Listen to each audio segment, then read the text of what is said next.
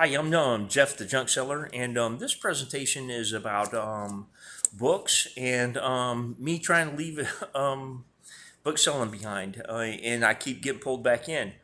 Um, I about 8 years ago I started in the book business. I was trying to get back into just the flea market business, and I wasn't able to find enough material at the right price for me to make any money. So I ended up in books, and I ended up with the Amazon store, and I sold books for a while. It was the only thing that I could find enough supply at the right price. And I was at Michigan State University. I was in Lansing, in East Lansing, which is a capital city, and you've got a large university there. So there was an overabundance of books. Wherever you have capital cities or universities, you're going to have a lot more books than you do in any other places.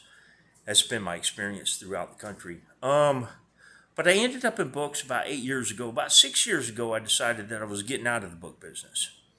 And shortly after that, I opened up a little bookshop to try to sell down my inventory. I had that for a little over a year. I was in Farmers Market in Oklahoma City. This 311 South Klein, I believe, is the address. Had a tiny little shop in there. I closed that because I had to go back on doing flea markets because we just didn't get enough traffic in the mall for me to warrant spending my time there. But anyway, I was running around. I had done pretty well. I had some kind of sales happening, and I was running around with better than $3,000 in my pocket for a couple of months, and I was looking for opportunities. Couldn't find any, but there's a thrift shop, and I've bought some pretty good photographs at this place before, so I visit it fairly regularly. It's in a little town called Athens, just south of Canton, Texas. And there's a thrift shop there run by Julie and John. It's called Common Grace Thrift and More. And I went in there. John buys storage units, and he got a storage unit with some really incredible books in there. And some of the books that he had were all about fishing, angling, and of all the subject matter that you can get into. Old books on angling are still pretty good. There's still a avid following for them, and there are some young people that are buying these because they have been traditionally they've been a hot collectible. They've got great engravings in them most of the time. But anyway, he had I saw the books. I had a list that I wanted. I worked on him for a couple of months before he actually sold me any books.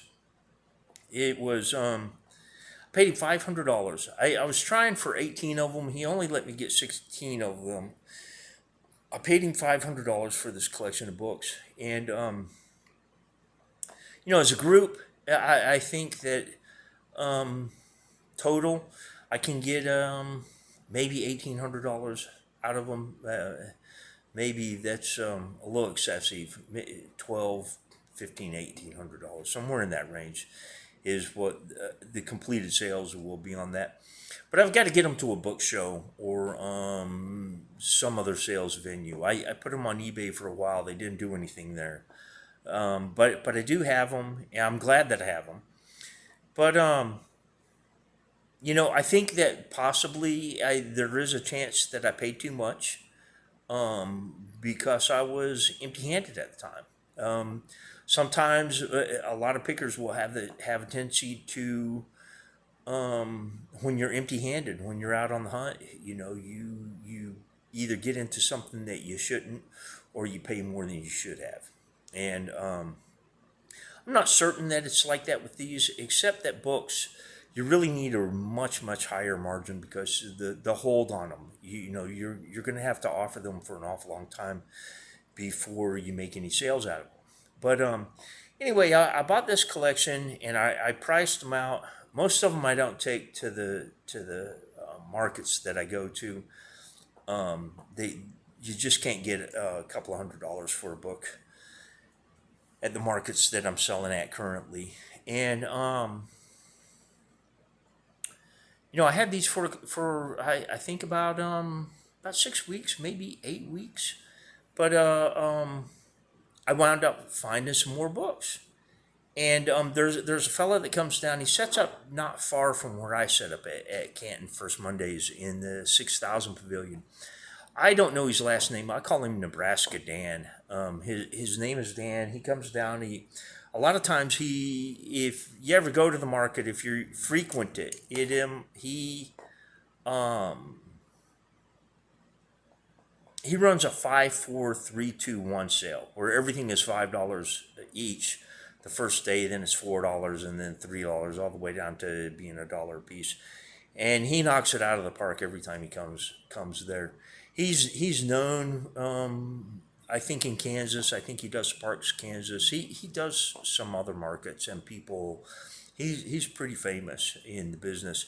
But anyway, Nebraska down is down there. But the load that he brought, it wasn't 5 4 3 2 1 sales stuff. It was everything had prices, and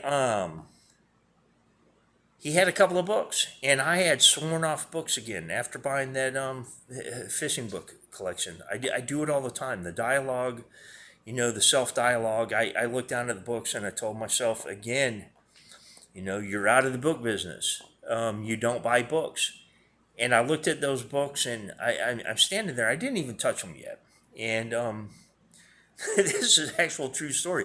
I told myself, well, they might be about angling or something better. And, I kind of laughed about it. I reached down there and I just flipped open the cover. And it was a copy of Walton's Complete Angler, the 1836 edition. It was the first collectible edition. It's one of the most reproduced books in the history of bookmaking.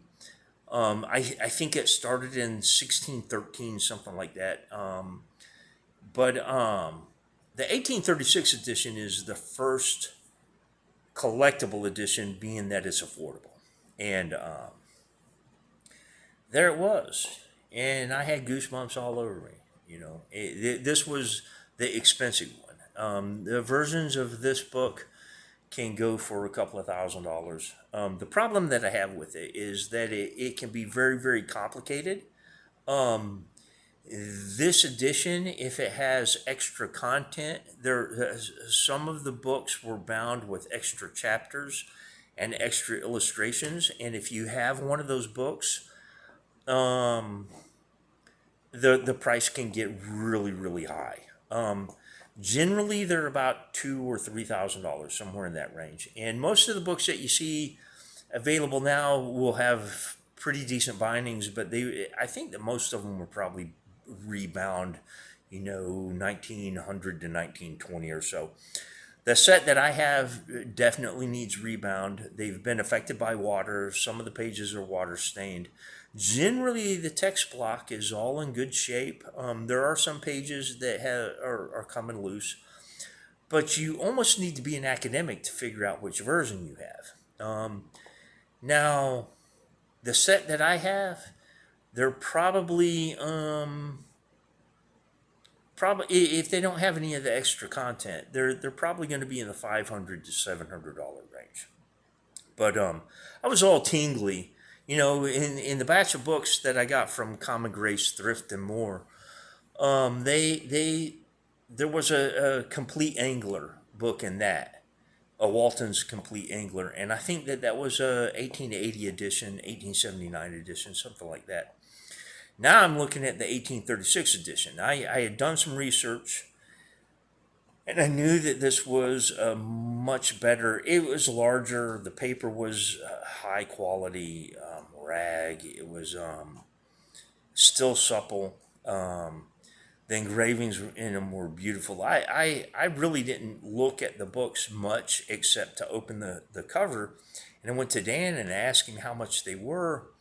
He didn't even touch them. He just looked down at it, glanced at them, and he told me $5 a piece or $10 for both of them. Well, I paid him pretty quick and got him over to my booth. And before long, I knew that I had really, really scored. And that's really kind of the the margins that we prefer to have. I got possibly a $700 set of books, maybe even more, if they have any of the rare material in them, any of the rare editions in it. But I only had to pay $10 for it. It sure beat the hell out of paying $500 for a bunch of books that I might sell for $1,200 to $1,800. But anyway, I've added photographs of these at the end of this clip. There's also there's a couple of them with book plates in there. There was a William Keene Hasseltine, and I did some research because it had a book plate for him in one of the books, and I did some research on him. He was a surgeon in England, a surgeon and a dentist, and he had a famous collection of books. Anything to do with fish, keeping fish, cooking fish, catching fish, anything that had any taxidermy of fish, anything that had anything to do with fish.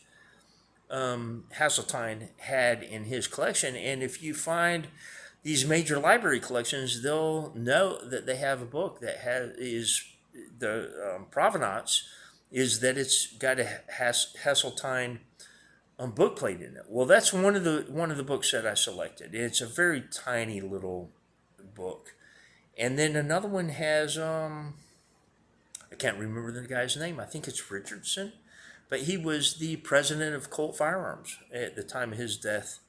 I think in 1916, and it's got his book plate in the front of the book. But at some point, I may do a presentation on book plates. I really don't have enough to make it a very interesting presentation. But I've gone through the 1836 edition and just taken some photographs of some of the better engravings. But I wanted to show this and let people know that what's out there. These were some fantastic books that I bought in a thrift store, and I made even a better buy at Canton First Mondays, and it's out there. I keep getting pulled back in because it's out there. But I hope that you enjoyed this presentation, and I hope that you'll give it a like and will subscribe. But thank you for viewing.